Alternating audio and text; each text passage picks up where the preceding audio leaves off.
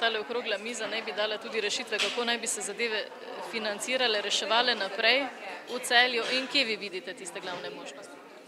Jaz vidim možnosti predvsem v povezovanju vseh, ki delujejo na tem področju, strokovnjakov, tistih, ki vodijo politiko v mestu, da skupaj pridejo do rezultata, to pa je odlok o sanaciji Celjske kotline. To se mi zdi najbolj pomembno, ker je to podlaga potem tudi brez dodatnih dokazil lahko kamorkoli gremo in zahtevamo sredstva za to, da se ta odlok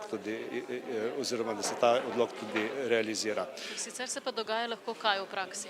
Ja, v praksi smo pa potem razbiti in drugi ne poznajo teh informacij, nihče si toliko časa ne vzame, da bi poslušal in je v resnici težko potem predstaviti razmere in seveda pričakovati. Kakršnakoli sanacija se skoraj ne splača, dokler ne ugotovimo, kdo je še tisti, ki še onesnažuje okolice. Ja, kot sem rekel, v tej državi treba reči enkrat bob in tako tudi v Celju.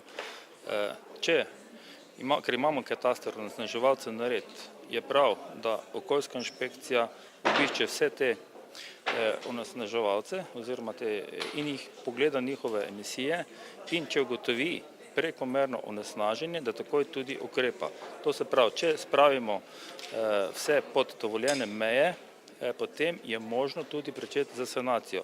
Drugače pa je to bolj Sizifovo delo, ne rečem mogoče območje stare cinkarne, to je potrebno, pa vse ostalo sanirati in pa sproti onesnaževati pa nima smisla, to je pa tako kot metati sneg nazaj na cesto.